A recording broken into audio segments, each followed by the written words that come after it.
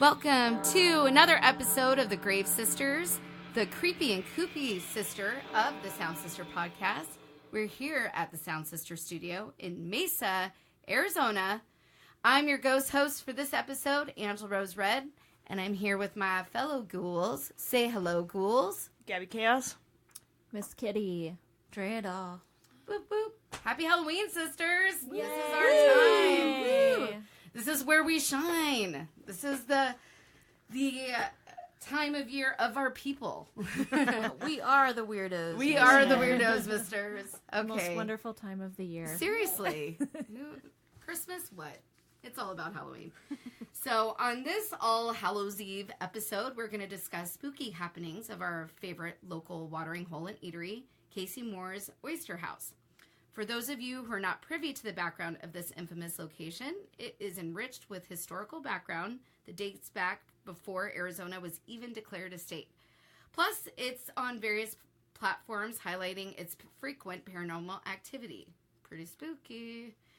We're also going to, later on in the show, be spinning a new track from Creepsville 666, never before released. So that's super exciting. That's about to drop.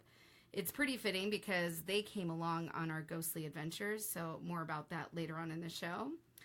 But before we move forward, a quick disclaimer. We, as Grave Sisters, in no way claim to be professionals or experts in these topics we're about to discuss. We're simply bringing forth our personal experiences and perspectives. If you decide to partake in any of the activities we cover, please reach out to someone beforehand who has expertise, knowledge into the subjects. Some credentials might be nice. In other words, don't try this at home. We ain't going to be liable. Also, regardless of our individual beliefs on paranormal activity or the spiritual world, we ultimately respect these subjects since they are sacred to many. So we truly mean no harm. This is not a parody. It's simply our exploration into the subjects.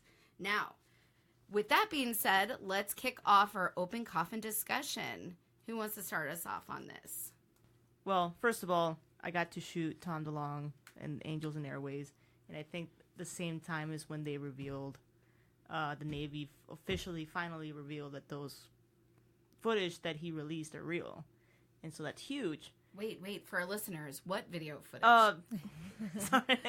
So Tom DeLonge, he's gone, people say he's gone crazy on the UFO, and he's got, is it the History Channel? He's got the new TV show. Okay. I don't know. I don't have cable. I know he has a book, too. Yeah, he's got books, but recently he has a TV show. I think it's on the History Channel about aliens on Classified, I think it's called. And it involves all the people from the government that he... So anyways, the big reveal was these videos that are from the aircrafts that they fly and like little radars, and apparently it's real. Like they said it's real. They sure enough actually been released, and I don't know how he got them, but he did. So that was... He's always claimed he's had an informant. Yeah.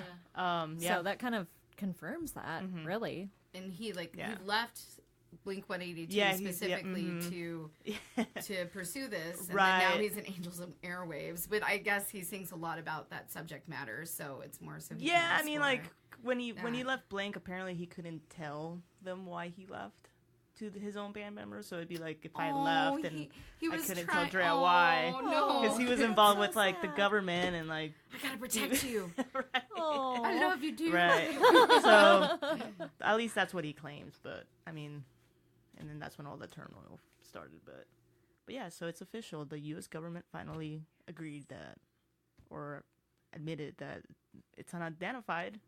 Yeah. They didn't say it's aliens, but it's unidentified. They don't know what it is. Right. So I'm sure they do know what it is. But yeah, they're not going to tell us. So you being a believer and you being a huge Blink fan, what was that like shooting? I mean, did you notice that there was a lot of inspiration behind his stage performance of like alien? I mean, I don't know. It was a weird feeling because, like, he's gone as deep as I've gone, but probably deeper, and knows probably a lot more fucked up shit. So I think he's starting to play out more because he knows there's... How do you explain this? Like, it's beyond his, like, control or, like, just go play music for the fans, and then like they don't even know what's happening. Like, right. That's how I see it. So it was pretty fucking awesome. Give the to see people it. what they want. Right, but deep down he probably knows like, oh, you're all gonna die. Like, oh God. you know, so. I mean, eventually we all will. So right, but you know, like well, he knows. He said that on different podcasts too. Yeah. It's like he knows so much that he's just gonna yeah. play regardless of the information that he knows. Right, because it could fuck you up. Like stuff I've researched, it's like I've had nightmares that I had to stop for a while, and so I can't even imagine him with actual government people for sure knowing this. So for sure. So that was my take on it. Yeah, I went in his head. So when you saw it, you're all, see, I told you. I told all of you. Tom knows what's up. No, I haven't gone into that little like, oh, Tom's crazy until like recently when the government shared it. I just shared the page. I'm like, see, he's not crazy. Well, he is, but he's not. Like I probably sound crazy when I tell people this, but it's like depends how many levels you go. Right. And so, but yeah, I don't think he's crazy. He's absolutely right. The truth is out there. Yeah. How do you feel as like a UFO? Well, not connoisseur. I don't know. Like, I'm no expert either. I just read a lot of shit. Connoisseur. Like you're, only the finest aliens for me. like you're tasting, sampling each one. I like the Palladians best. This one tastes pretty gamey. I don't know. Oh no, I'm vegan, you guys. Right.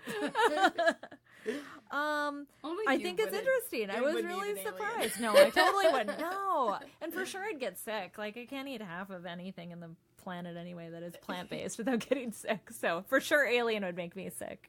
I don't know. I was really surprised. As soon as I saw that article, I sent it to our thread. Because I knew Gaby would be all about that. Yeah. Like, oh my gosh. Wow. Okay. I haven't read his book. It's been sitting on my nightstand forever. One of my clients borrowed it to me. I want to know more about his specific theories, and I'd love to address that more, but I haven't followed through. It's a lot of what you and I have read. Okay. It's just him putting it in his own theory about it. But it's pretty much the same concept of, like, everything. Yeah. And for the listeners, it's like you really have to go deep. I should really just read the book. Right. Yeah. Did you read that book? I have not, but I read, like, through it. And, like, I've seen interviews of him talking about the books, and it's all the same thing. So it's like, oh, okay, so I'm on the right path on my crazy You've done research. the Cliff Notes version of it. We need to have a Grave Sister book club.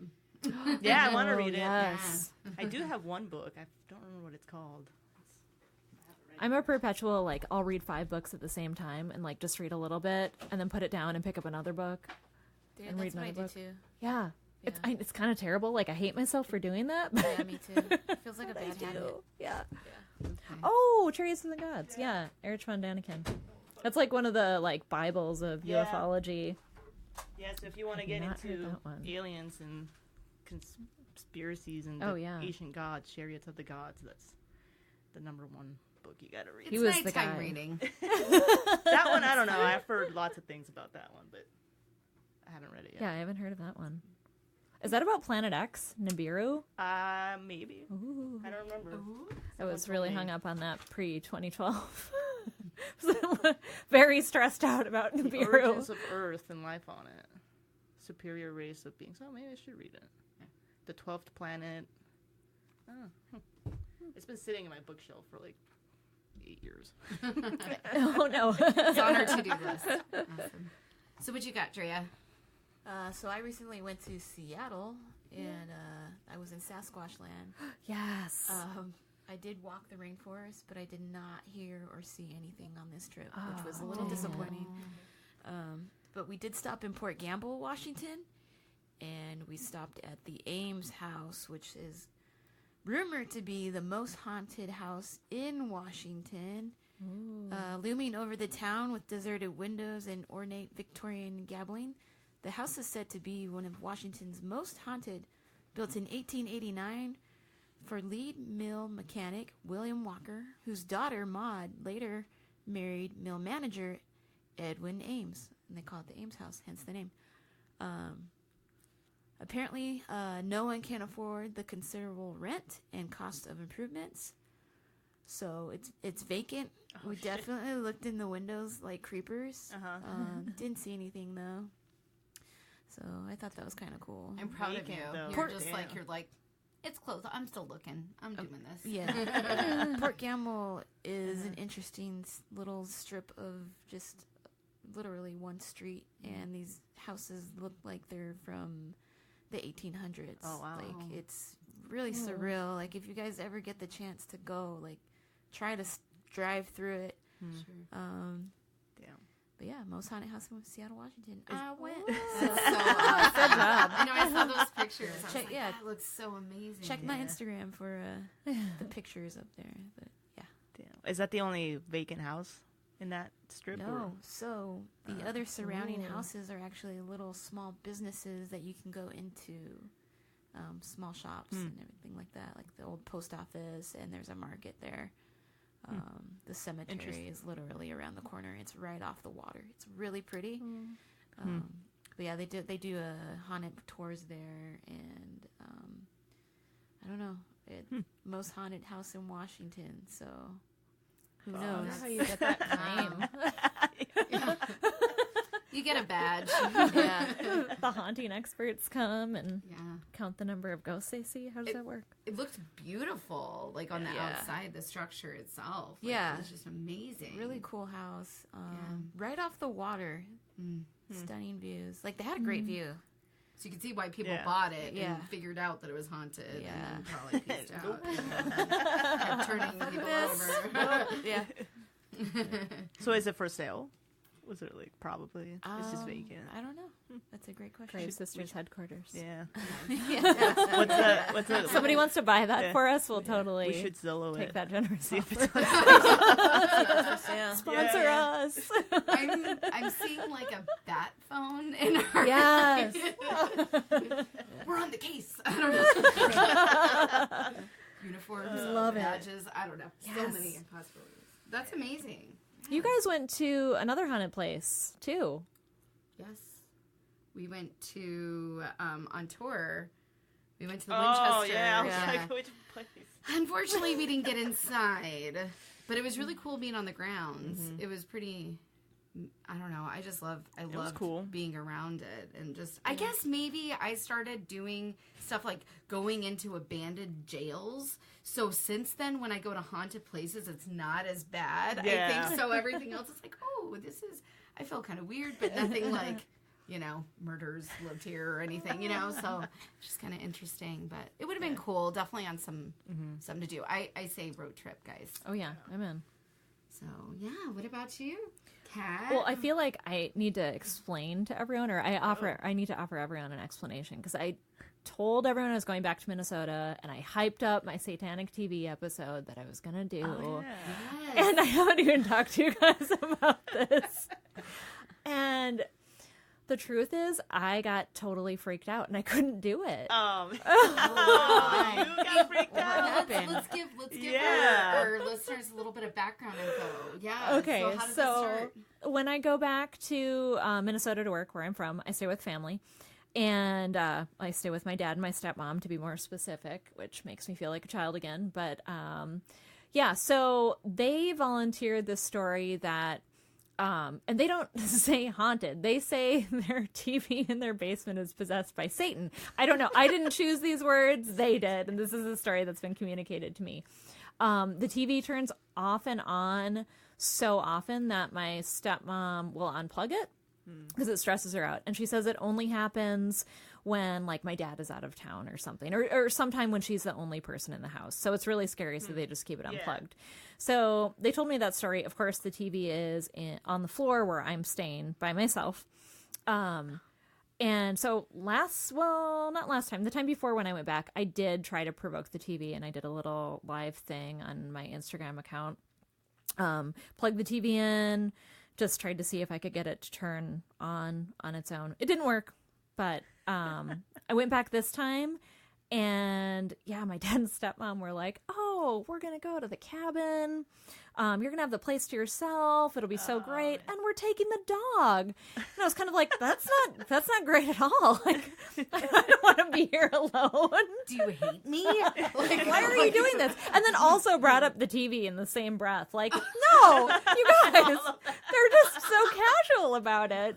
My stepmom claims they hear footsteps in the house too, or she hears footsteps, and everyone is just really casual about the fact that their house is maybe haunted by something. So I couldn't even plug the TV in. I didn't even want to chance it. Do they ever watch the TV? Why is this TV still in the house? Right, I don't know. Yeah. You know what I would mean? have just it's just my dad and stepmom. Have So they checked like the they have a outlet? TV on the floor above, And like it just where they watch randomly TV. turns on and it's loud. And what's interesting is that you started doing this kind of stuff when we were just sisters, not grave sisters yet. Yeah. So this is like yeah. pre-grave Yeah. sisters. Yeah, That's right. yeah. Yeah. I think had I a was TV like talking that. with you guys about that too, and you're like, Unplugged do it it. forever. Do Yeah, it. it's You're one of the gonna be things that on. spawned this whole thing, surrounding this TV. So now I feel like I have to do a redemption, satanic TV episode. I think I tried it 3 or 4 times when I was there before. Isn't that where you caught the UFO? Yeah. So, no satanic TV, but you caught a freaking UFO. And... I think I know what it is. I think it's been debunked. Oh, yeah? Yeah. What spins in circles and... I think it's casino spotlights. Damn gamblers. Yeah, which you can't see them all the time, but the clouds were just low enough that night so the lights come together and it's a teepee.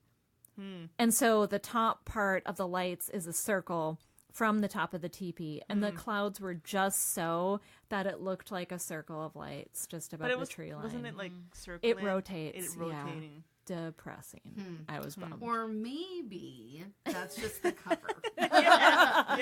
Tom DeLong, get on this. Help us out. Help us out. Awesome. Well, I'm just going to do a follow-up check-in from our last episode after our tarot card reading. I had something interesting happen. Later on that day, actually that evening, I got a message from Colleen regarding something that I'm not going to discuss, but it was something that really creeped me out. And I was really nervous to even voice that to anyone because I didn't want to awaken any sort of energies or anything else. So I went to bed, freaked the fuck out. Didn't tell my husband nothing. I was terrified. Like I grabbed my uncle's rosary, which is not something I do all the time. I was like really nervous. And I fell asleep and I was in between sleep and wake, and I felt a straight up gentle touch, like a finger dragging down the back of my arm. And I woke up and my husband was flipped over on the other side. There's no way that he touched me. My dog wasn't around. I thought maybe it was part of my nightgown or something, but it was a very intentional vertical touch. And it scared, but honestly, it scared me, but it didn't frighten me like it was something evil, if that makes sense. And since then, even before last night, I sometimes feel like brushes of things on me, and I look down and I'm like, is that a bug? Is that something else? Am I freaking myself out? So I really don't know if that is something, but I am noticing I'm starting to get more sensitive and things like that. So I don't know. I'm still exploring it. I don't know if I want to explore it anymore, but that's kind of an update with me. But I did have some interesting, fun little stories in the spirit of Halloween that I wanted to discuss. Just a couple of urban legends that are actually proven to be true. And one of which is a poisoned Halloween candy. So growing up, we always heard you have to check your candy, right? You have to check your candy for poisonous things, right? So in 1974, a man actually did hand out 5 poisoned pixie sticks. He was actually attempting to kill his own son for insurance money and gave out 4 other poison treats to random children just to kind of cover it up. And sadly, the son did die, but the other children did not. So really? I didn't think his son died. Yeah. Really? Really? I have a book called Death Makes a Holiday, and that's one of my favorite stories. Yeah. I think he was foiled and he was caught. It's interesting because I read that too because there was another documentary that said that too. Yeah. So we shall look into that. Let's hope he did. A couple of them were like another one was like a real haunted attraction that had a dead body in it. Yeah, that one's. I thought that was good for some grave sister action. So, haunted houses is a big staple amongst like carnivals, like everywhere, especially around Halloween time. And so there was like this big urban legend that, somebody had touched a piece of the carnival ride and realized, oh my gosh, it was like a dead body. Well, in fact, in the 1900s, that was the case. There was an embalmed body of criminal Elmer McCurdy. He put it on display because he was basically by a mortician who was trying to show off of his skilled workmanship. Oh my God. So, and then the body was later recovered by the McCurdy family, who, interesting enough, was owners of the carnival. So, coincidence? I think not. So, they basically stole the body so they can display it. And the corpse had been passed around to different carnivals in the 1970s. And then a television crew came in for the $6 Million Man show. And someone accidentally bumped into the prop and broke off its arm and discovered it wasn't a fake. Oh, man. So that is a couple of different legends. How could that not stink? I know. Well, because it was embalmed. I mean, I don't know. I mean, there is the plastination that other, body worlds did that. Yeah, so there's other ways of kind of preserving it. Huh. So that could possibly very well be. But those are just for a few of the urban legends that proved to be true by KPEL 965.com. So we're really curious to hear any listeners. If you guys have any stories or you want to debunk any of these theories, definitely leave us some comments on our social media pages. All right. So after that, let's close that coffin for now, even though it may have like a real body in it. That's kind of creepy, right? Way to end it on a creepy note. So let's go ahead and dive into our episode. So we're focusing on Casey Moore's Oyster House. So the Grave Sisters decided to keep it local, to go to a Tempe staple, for the Halloween episode that's been known for extreme paranormal activity. We decided to have dinner there upstairs where there's known to be lots of paranormal activity. We also had food alongside a couple of locals as well, a couple of the members from Creepsville 666, and they came along for the ride. We had one that was a believer, another one that wasn't, who kind of turned. So that was very interesting.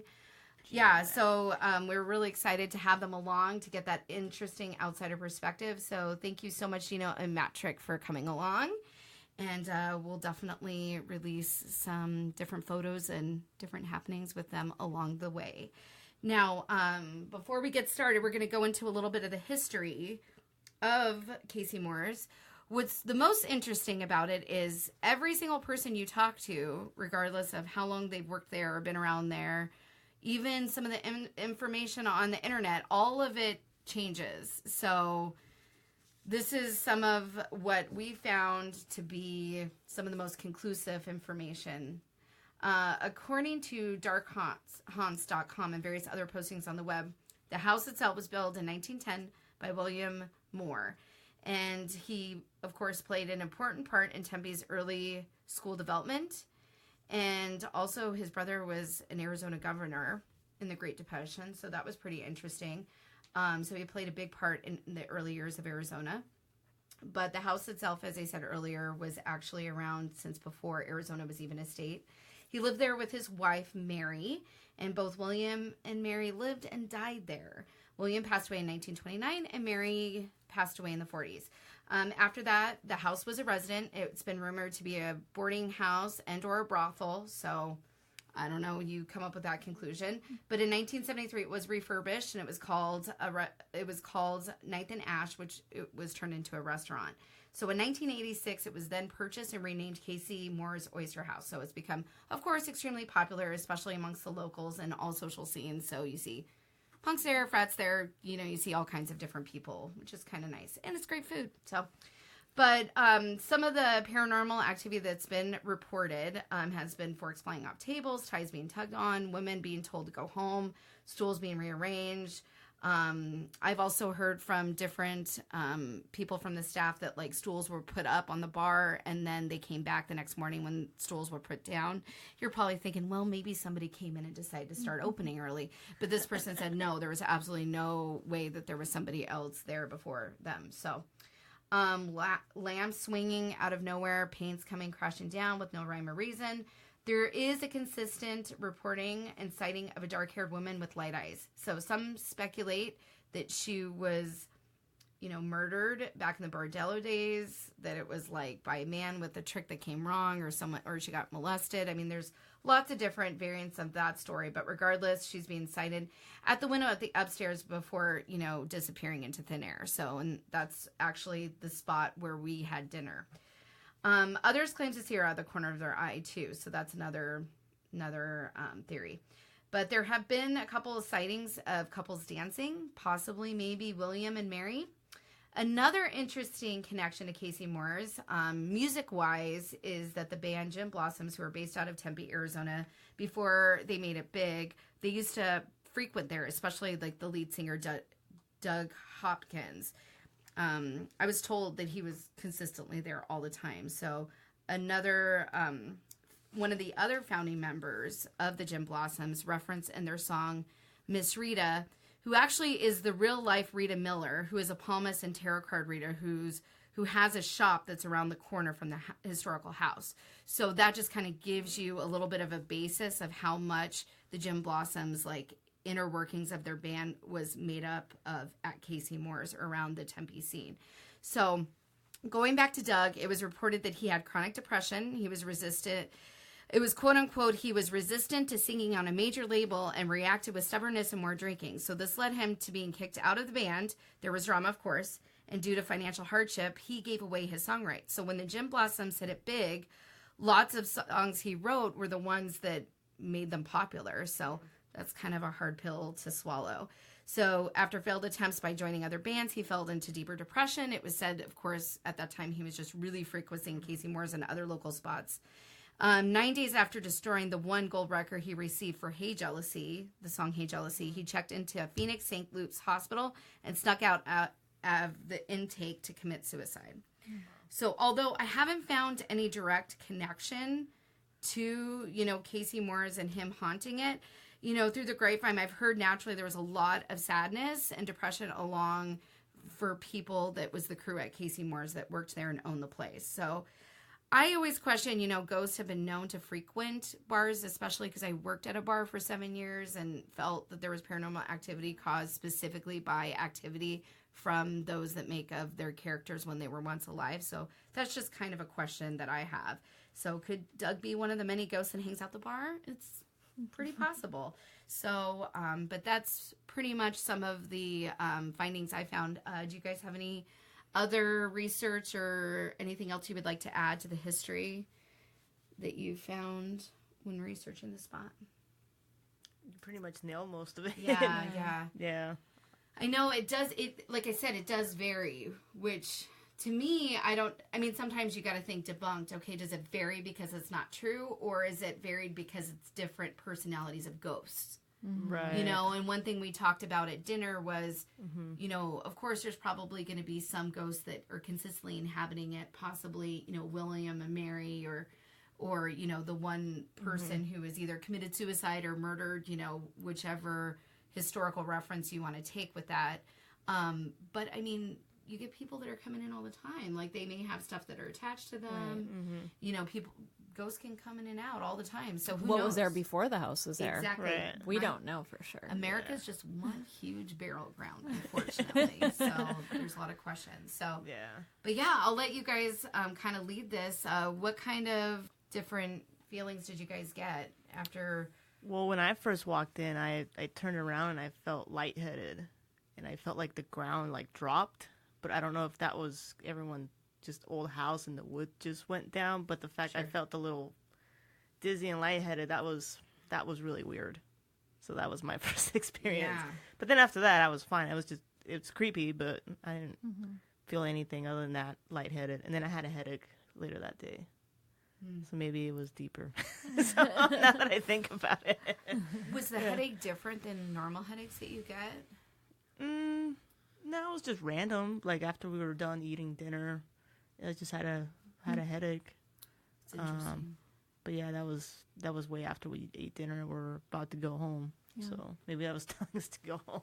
Right. Yeah. So bad. Yeah. Well, I mean, usually headaches and stuff, I mean, they could occur at any time, but I mean, that's definitely like a sign that a lot of people claim, like your stomach hurts or your head hurts, and especially after you ate and you know, that's kind of. But the lightheaded though, that was really weird. Yeah. Like I'm like, did you guys feel that? Like, do you guys remember me telling you guys I that? do I was like, that. what just happened right now? But yeah, that was weird. What was your initial thought of like how the rooms looked and everything? It's creepy. I mean, I didn't really feel the energy, really. I mean, there was something weird on that hallway that goes down the stairs. Like, I kept looking at it.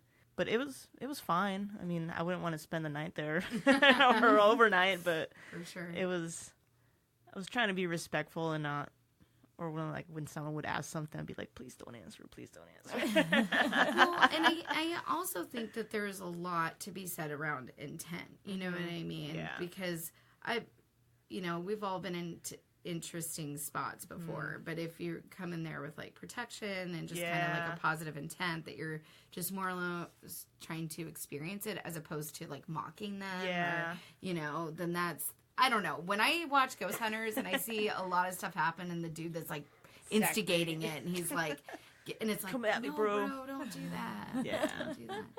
I don't know. What do you think? What was your take on everything, Drea? So I've been going to Casey's for years, and it's, I've always had like really good times there. But every time I've gone to that upstairs part of the house, it's always felt unsettling. I'm not sure if it's the lighting or the fact that nobody's up there. And usually, every time I've gone up there, I've been with a friend or two. Sure. But there's something about stepping in that room and just feeling like unease. So every time I've gone there, I've just kind of like, okay, I'm here, and I've never stayed as long as we have. Yeah. It's always been in and out kind of thing. Yeah. So when we were there last night, I started to get like really nervous towards the end. Like I just felt like we were there too long, and that's why I was like, we need to go. You kind of packed us up. Yeah, you were like, packing. why are we still up here? Like, It's like, oh, we're done. Go. Okay. Yeah. I'm like off in the corner shooting photos. I didn't even realize. Well, see, that all makes my sense crap with is what you're burned talking over. about intent. Because when I was driving there, and usually I always do that, like I try to be like only positive things. I don't want to see anything. I don't want to feel it. So like my mentality is I don't want to see it or feel it. You think you just have that block out there? Like, nope. I think so. I'm not open. I think so, and mainly because I don't want her to follow it to my house. So it's like just Yeah. keep the bad juju out. Yeah. Right. but from also what they describe as the ghost, it doesn't sound like like they're did bad. They're just Right. they're just people. They're just undone people. But They're just former I people. think that not that I know them or I've had a cup of tea with them or anything. I wish I could, but no, I think that maybe they're just like, this is my house type situation, and I think that we all set forth our intentions pretty well, but. I thought it was interesting when you got scared. It's pretty indirect to. Well, I wasn't scared. I was just nervous. Nervous. I I'm sorry, we not needed scared. to leave. Yeah. I didn't want to be up there that long. Yeah. Right. It's like dinner was good. Let's just go. Yeah. Let's end on a good note. Yeah. Don't want to wear on her welcome. Interesting. How about you, Kat? I don't know. I'm always of the I want to experience something camp. Like I'm ready. Like aliens, show yourself, ghosts, I'm ready. Part of me is also like a little nervous. But I don't know, when I'm with you guys, like if something were to happen, I feel like I would feel in good company. Like I'd feel safe with you guys, so I wouldn't stress out about that. So I was ready for an experience. I don't really feel like I had one. And also, I mean, I guess I can say I went into it a little weird. I get migraines. I was on like day 4 of a migraine, which is a really long time for me. So I wasn't in my normal mode, and I did slam a sugar-free Red Bull and a Diet Coke right before we started hunting. So I think I was a little like jacked on caffeine, but that brought me up to where I needed to be like energy-wise to do what we had to do and like engage with people. So that's not like the way I normally operate. I don't treat my body that way, but but I did. So I had a lot of caffeine and I was a little jacked.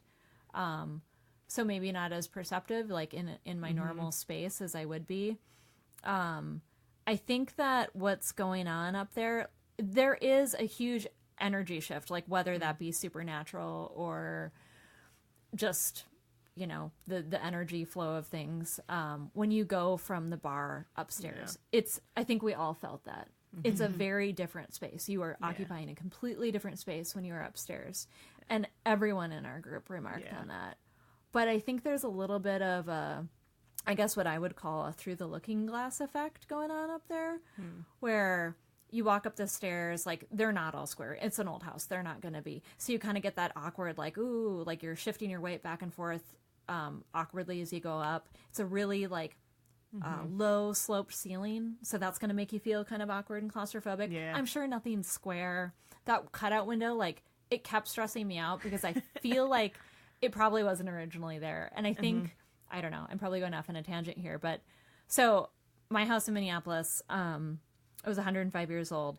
And for whatever reason, people, whenever I'd say like, oh yeah, go to the basement, people would go a different direction than where it was. Like there are two possible ways. And I feel like maybe at some point in the house's construction, they moved the stairs. Like I'm pretty convinced because it was so natural that everyone was like, I'm going to go this way. And I kind of feel that way about the cutout window where I was like, I don't think that was always there. Like maybe you can kind of pick up on that, but it kept weirding me out that we're in the dining room and I'd look over and be like, it's a cutout in the wall, not a mirror, not a picture. That was never like that. Yeah. Okay. Oh, that wasn't there? That was new. And that was my first time there. So yeah, I guess maybe it used to be I picked up on you that. couldn't see through both, you know. Right. So yeah, that was new. Right. But why all of a sudden, if they're going to put cut a hole in there out of nowhere when nobody usually is supposed to go up there?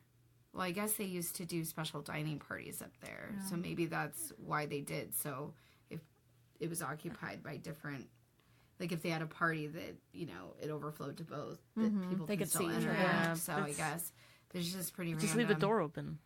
You know, like... The way that the rooms were, they were like squared. So if you say like if you were in the green, we'll call it the green room. Okay. You could only see the hall, like the stairs. You could not see the music room. We'll call That's that the weird. Right. And then vice versa. Let's say if you were in the music room, you couldn't see the green room. You could only see the office door. Okay. Yeah. So I don't know whose logistics in that was like, hey, let's cut out this panel in this wall. Right. So we can see through both rooms. Instead of just knocking all the walls. Even though, one, we don't offer service up here, and two, how often do they really have reservations up there? Yeah. Seriously. What was why? What was the logistic? Big enough that it would facilitate having that. Like, you should email them. Hey, what's going on with the cutout? It bugs us. And the other part that was interesting is the music room didn't used to look like that. It looked like another dining room. Really? It was completely white though. And it didn't have any like pictures or anything. I think you can see that on old YouTube videos, like how it used to be. Okay. Yeah. So there's been changes in there. But it's so funny that they used to have like dining and stuff up there and they don't anymore. You know? Yeah. So I don't know. Maybe I'm sure it's a pain. It is. To get people up and down the stairs and by the bar station and behind the bar. Yeah. Seems like drunk people falling down. Yeah. And getting food up and down those stairs. I saw that old dumbwaiter, but I don't know if that's how they got stuff up and down. Yeah. So when I was up there, what I felt is I felt my third eye area. I always do when I feel like tingling or like heaviness. That's kind of what I felt. I definitely kept looking at that messy closet. It seemed there was something there. It felt really creepy.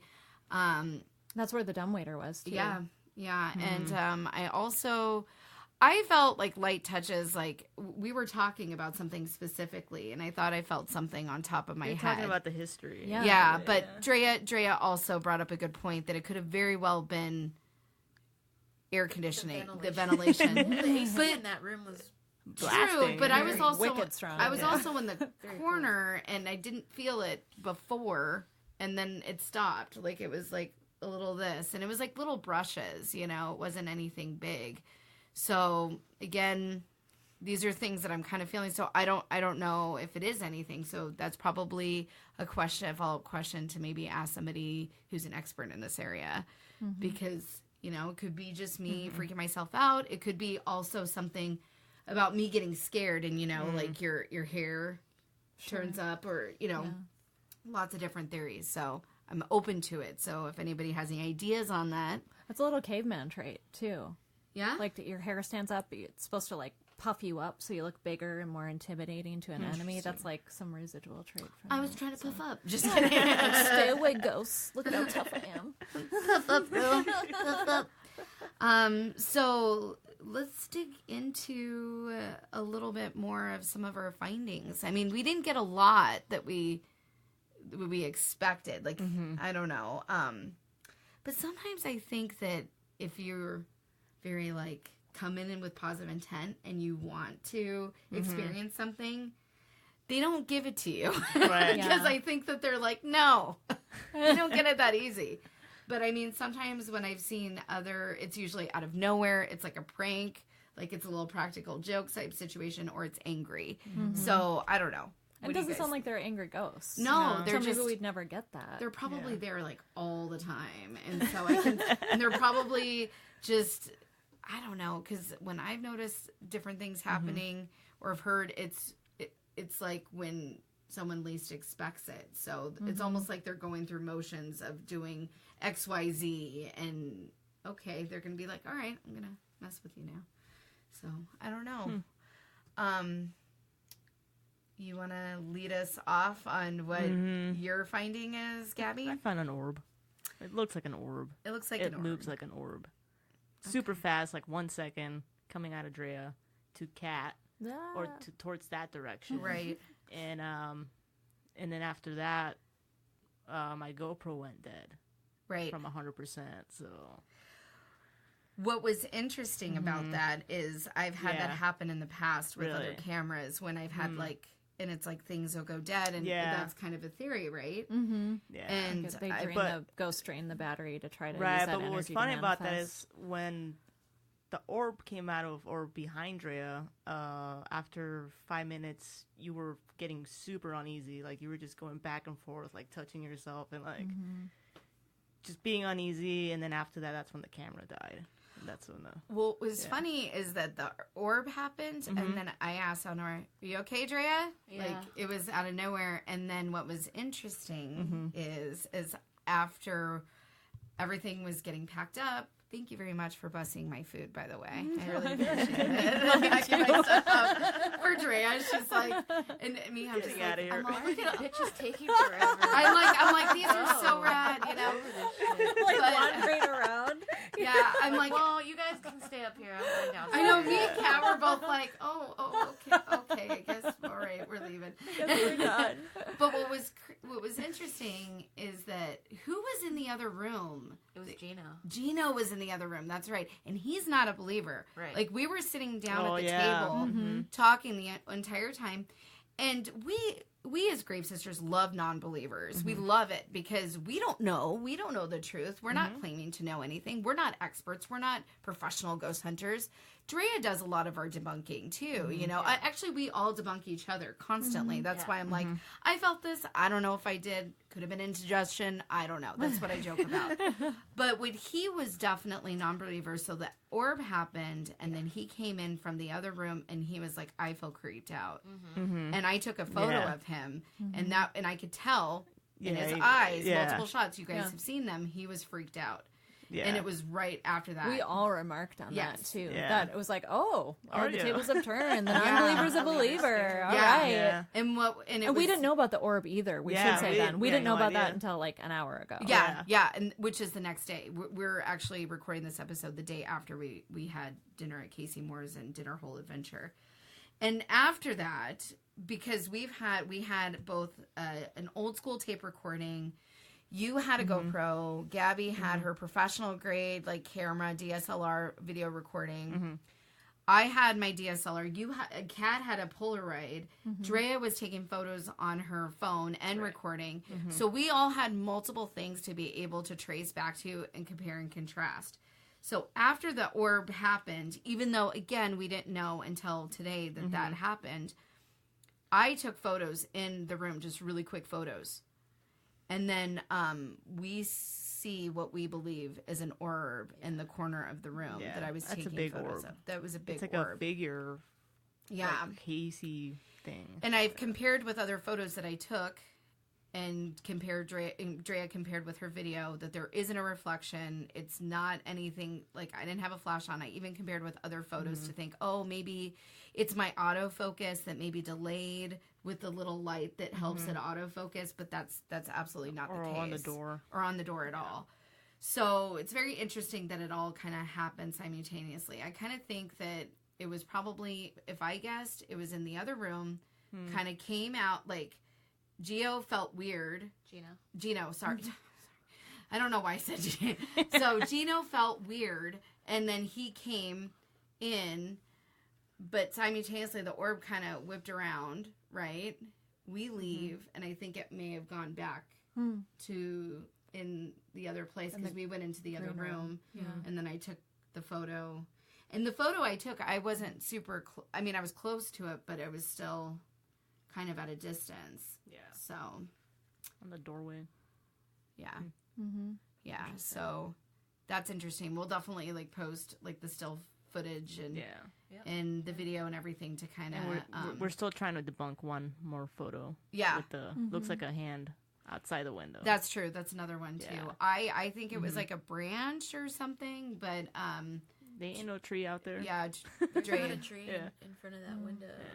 Yeah. And the what looks like a hand, it's on the outside of the window. Yeah. So, dude, it's probably your hand. I wasn't in there. Who took the, you took the picture. She took the photo. Well, she's holding the camera with both hands like this, and it's at the very corner. I don't know. I don't see a hand. She's like, I don't know. I can see you. Well, you know? Well, we can post it and see what people think. I'm really curious to see what our listeners think. We definitely encourage, people to debunk it, to confirm it, to tell us that we're crazy. I mean, all those things are welcome, because, again, more perspectives, the better.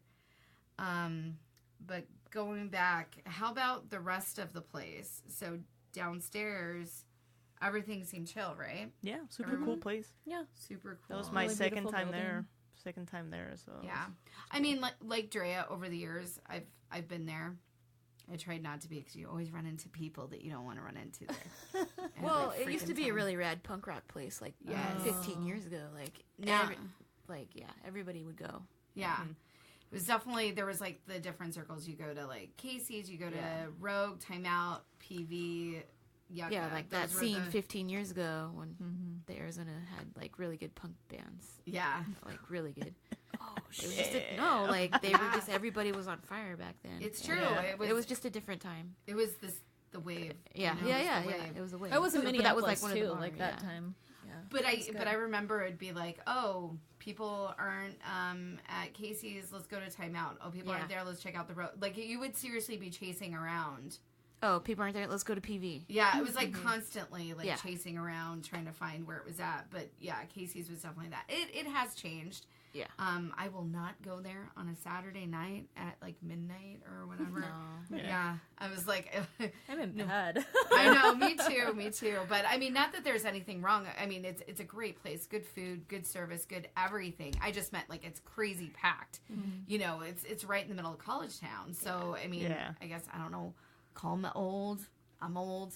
I like to chill at home, so that's where it's at. But my favorite time to go to Casey's is like on a Tuesday, a Monday, like 2:00 in the afternoon. Outside. Like right now it's perfect weather. Yep. So I don't know. Any other thoughts, you guys, on? I think I need to get more gear for like ghost hunting. Yeah. Ghost hunting. Yeah, because I go with too pure intent. I don't want to see it or hear it, so I don't know how much help I am. I like how you don't want to see it or hear it, but you're like, I gotta get more gear. I do. You want the gear to do the work. Yeah, like I want to hear it, but I don't. But what was interesting is I definitely felt that the energy was different, but I felt peaceful. I don't know. Yeah. I don't know. Maybe I was just too grounded and too excited to feel something. Yeah. But I started getting anxious because I felt Drea was getting anxious. Yeah. And That's I know, kind of and then, contagious. If one person has anxiety, it's like a herd mentality. Right, Like, it's going to trickle through. Yeah. And not because, oh, dang, Drea, she gave me no, anxious. that's just but what it's just humans kind of like, do. I'm like, are you okay? Like, let's go. And You that's know, how we like, protect ourselves, too, Yeah. you know, as people, as Which is animals. great. Because at the time, I'm just, oh, this is a cool photo. I'm taking this because I'm not really paying attention to things, which probably isn't the best thing when you're ghost hunting. I'm like, this is a great composition. Like, I don't know. Like, and Can't Drea's take like, the can we get artist the out of fuck the out of here, person. please? Like, well, we're just going to go ahead and take a break here. And then when we get back, we're going to talk with one of the current employees at Casey Moore's. We're going to get his insights on the history and kind of compare and contrast, you know, our findings with his. Right here on the Grave Sister podcast.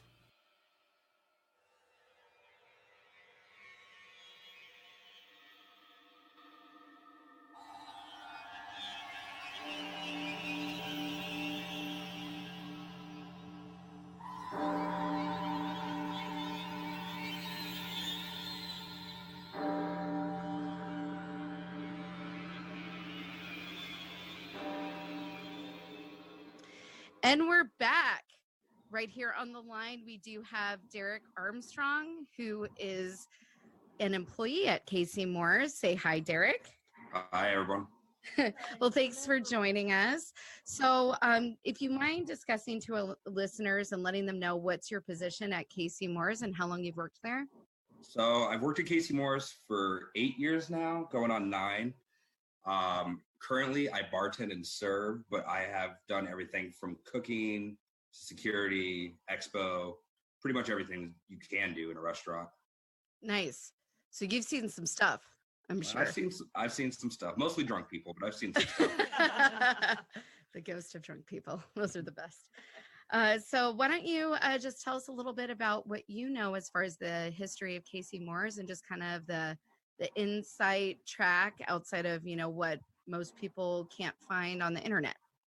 Well, I mean, it's obviously a historical landmark. I believe the house was built in like 1890s. The Moore family lived there probably like 30 some odd years. There is a plaque that's posted up outside the main door. If anybody wants to go and check that out, it kind of has a little bit more of the history, a little bit of Tempe's history and stuff like that. From my understanding, though, the daughter of the original family of the house committed suicide upstairs in what is now one of our dining rooms. Okay. And so that's supposedly like the origin of the ghost stories at Casey's. Interesting. Yeah. Because doing research and everything, there's so many different conflicting stories and different legends. Right. But I mean, I take someone that's worked there for a really long time who's got the ins. I take your version of what the historical landmarks mean a little bit more simply, for sure. Yeah, and I mean, I've heard different stories too. Like there is like a little plaque hanging up by the bathroom saying that it once was a brothel. I've never looked into that personally. It's definitely very believable with the whole setup of the house, especially with like the multiple rooms and stuff upstairs. But I've never done any like research or anything into that as well. So. Okay, cool. So about paranormal activity, have you experienced anything while working there at Casey's or being a patron there? So me personally, the one time that I really had like an encounter, I was working security, and it's probably like 2:30 in the morning. We've kicked everybody out, and I'm lining up the bar mats. We take them outside, close them off, clean them at the end of the night. And there's a kitchen door behind me, and that's the only way to access that little hallway that I'm in. My water spigot's up to my right in my view, so I'm spraying them off. My hose goes dead, and I didn't necessarily think anything of it. I thought like the hose had kinked up or something. But when I walked over to check it out, the spigot had physically been turned off, and no one had come up from behind me, and no one had crossed my vision. And so that was enough to kind of just like make all my hair on my body stand up, and just, all right, I'm done with these. They're clean now, So. Apparently they didn't like the amount of water you're using. Right. Exactly. It's Arizona. We're in a drought. Don't be an asshole. Don't be a jerk. H2O. Let's see. Yeah. But I've talked to a lot of the girls. A lot of the girls have stories. Like we'll be sitting around counting cash at the end of the night. There's a server window that you're facing from the bar top, and we'll see somebody walk by it, and but there's nobody in the dining room. There's also been stories of like plates just flying on the upstairs dining room, tables getting flipped over and stuff like that while there's nobody upstairs. So there's definitely been a lot of activity that's happened at Casey's over the years. Interesting. So it can be pretty aggressive then. It can be pretty active. It's actually been really quiet the last probably 6 months to a year. No one's really said anything about seeing anything, but there'll be stretches where it's almost every other night where the girls are talking about it after hours. Interesting. So before any of this, were you a believer in paranormal activity and ghostly things, or I was skeptical, but still open-minded at the same time. I didn't believe, but I didn't necessarily disbelieve in any of it. But then while working there, it's definitely led me to believe in it a little bit more. That's for sure. Okay. So do you get like creepy feelings or vibes sometimes in certain areas? Absolutely. If you walk upstairs to the office, putting the safe away and everything at the end of the night, you can just feel the energy change sometimes, 2-3 o'clock in the morning, you're the only person upstairs. Like it's got a whole different feeling to it, Okay. So you're saying it's different than maybe going upstairs during the day? Oh, absolutely. Okay. Absolutely. Yeah. Once you're like the only person in the building, like, I don't know if it's just me kind of psyching myself out or for what it is, but like I said, it's just a different energy when there's like nobody in the building and then you go upstairs, Sure. Can you describe the office to us? Because I was really curious. Of course, we couldn't get in there. What's behind that door? It's just your standard bar office. We got a printer, computer, keep her safe and all, all our financial stuff and whatnot in there. But yeah, is it about the same size as the room that would be opposite? No, definitely smaller, but it does lead into the attic area as well. Oh, yeah. There's an attic. I actually get a complete tour. I knew somebody that got permission to record in the attic. And they got some like pretty, and it's like a hipster album or something. JD Stokes, if anybody wants to look that up. But I guess they were hoping to pick up stuff, but I don't know. Creepy vibe more so. Is it like a crawl space attic? I have no idea. No, it's a full walk-in attic. Oh wow. We kind of use it like as a storage area, but it goes like once you walk into the attic, it kind of expands the length of the entire building. So it's a big attic area. Oh, man. You can stand up in there. There is a crawl space area too, but I refuse to go into that. Yeah. Is that under the building? Yeah. No, well, there is a crawl space underneath. We refer to it as the hole. It's just kind of what was the remains of the old basement. How did they come up with that name? I know, weird. Very creative we are. But yeah, we just kind of it's the remaining part of the attic, or excuse me, basement. We just kind of use that as a little dry storage area. And then, but yeah, upstairs there's like a little tiny crawl space actually that you can get to from the dining room. But yeah, like I said, I kind of just refuse to even open that door. Have you felt any activity up in the attic? In the attic, no. I personally try not to spend too much time in that area. Right. Good call. I mean, partially one, just that's where we keep all our like financial stuff, and all the cash and whatnot, and like. Just being like a good employee. I don't like being up there without somebody else in there, but also kind of being freaked the fuck out. I don't like being in there without somebody else in there. I dig that. You're like, my cover is, I'm trying to be a good employee, but really. Right, exactly. 2 sets of eyes. Also, don't mind me shitting my pants real fast. Right. Wow. Okay. So every sort of vibe you've gotten, it's pretty much inside the house. Well, I mean, the one encounter I did have was technically outside, though. Oh, yeah. Okay. Where the spigot had been turned off. So, I mean, I don't know how far, the spirit necessarily kind of ranges out to, if it just stays inside the house for the most part, or just kind of like the little grounds or the little parking lot area. That I'm not really sure of.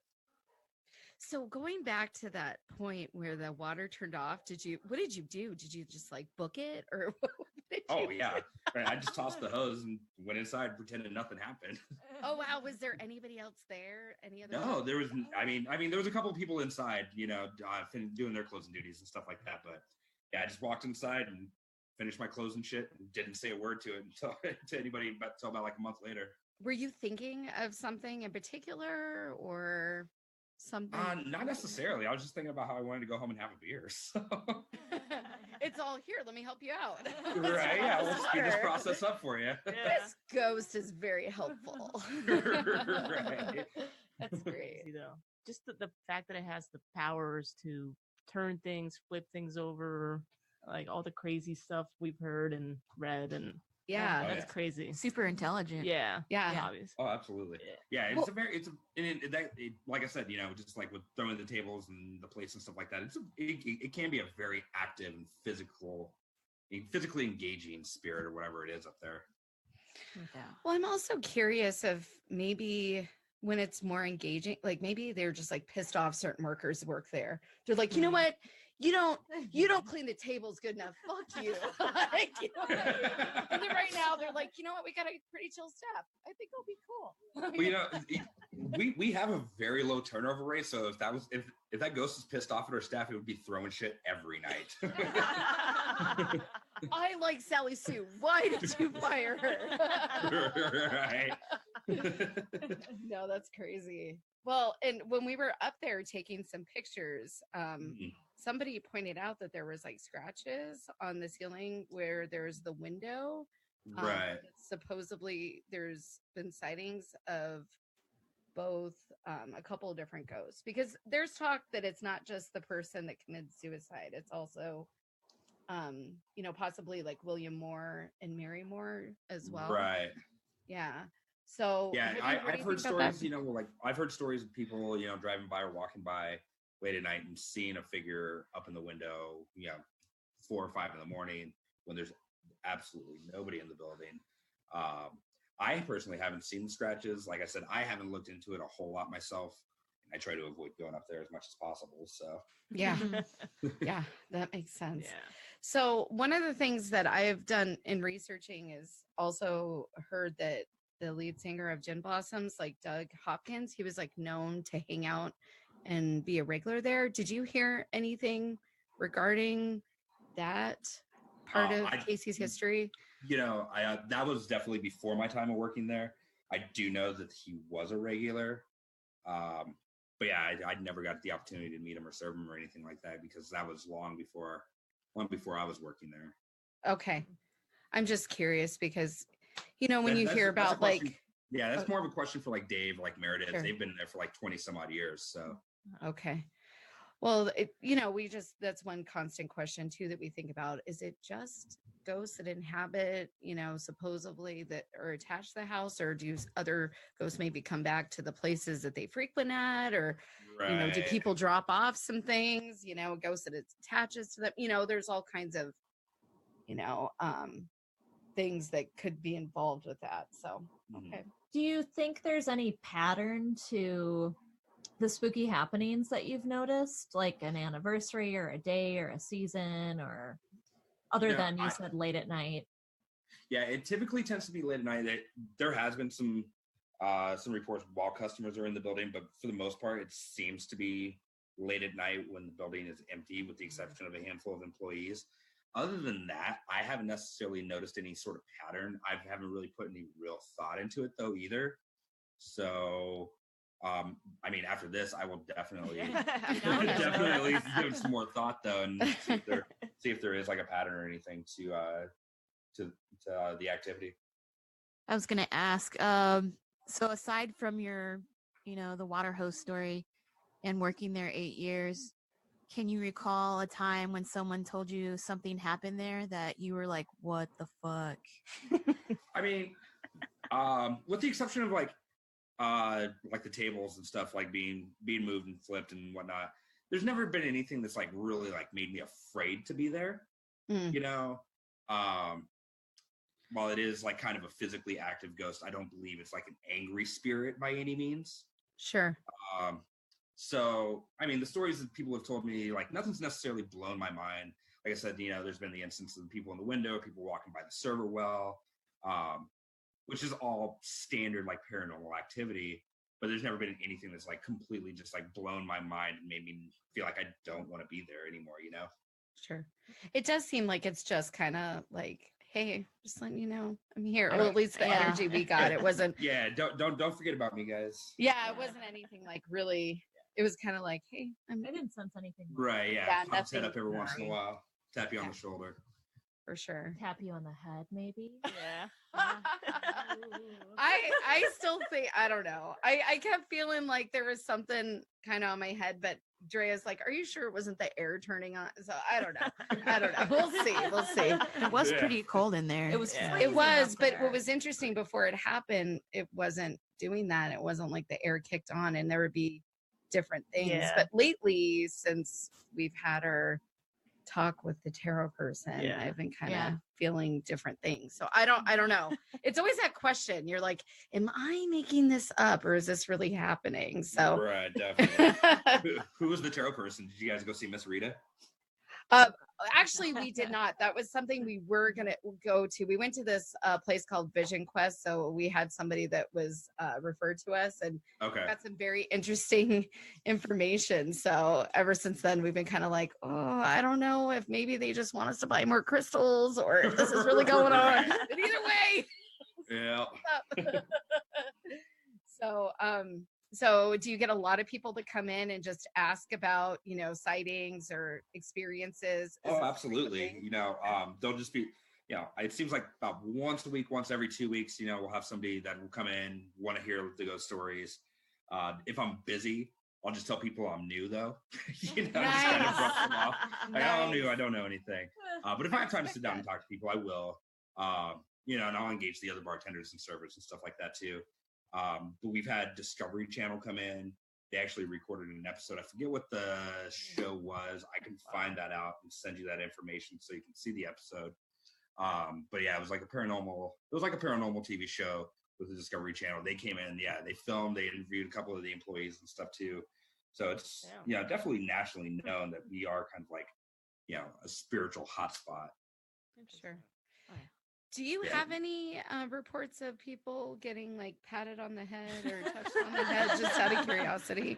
Has that not to my knowledge, but when it comes to working there, I'm still kind of relatively new in comparison to most of the employees. They've heard a lot more stories than I have. Sure.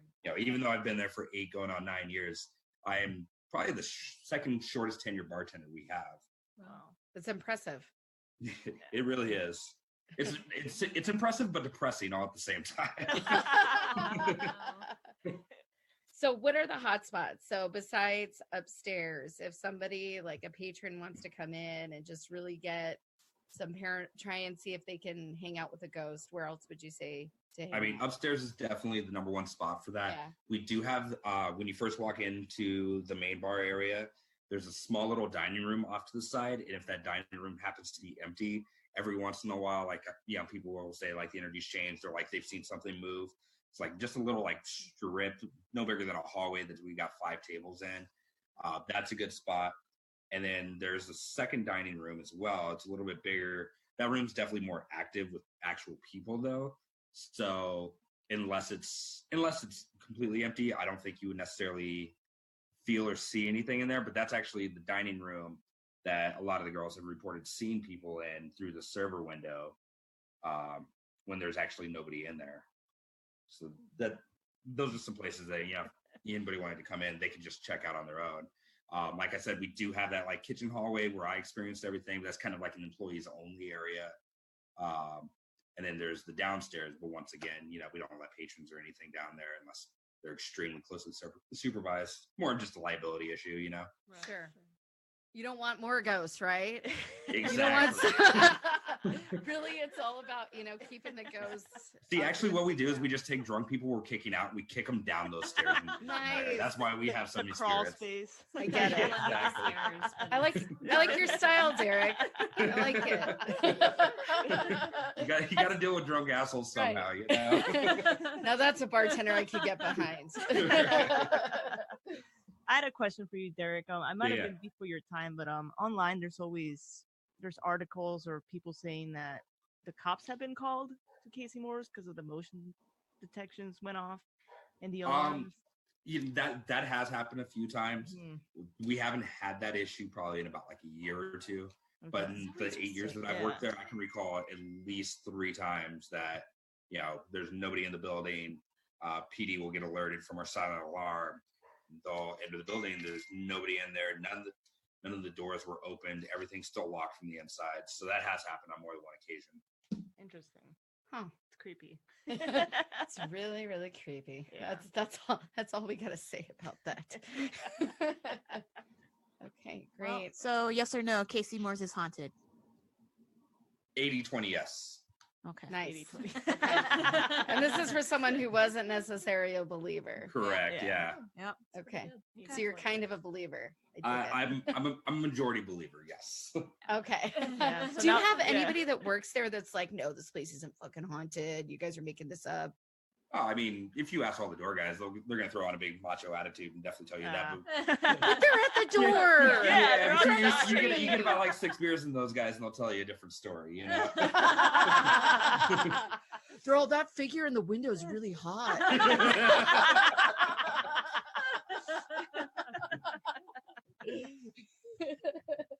You get her number.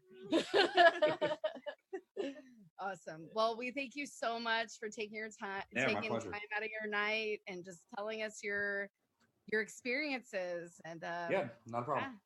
hopefully, the ghost will stay at bay and be kind to you, and just help you more with some more closing duties. Exactly. I felt they could get on some dishes, maybe. Right, pick up a broom every once in a while. Like, You can turn around and say, "Would it kill you?" Oh, ooh, too soon. Ooh. Sorry. Damn. Awkward.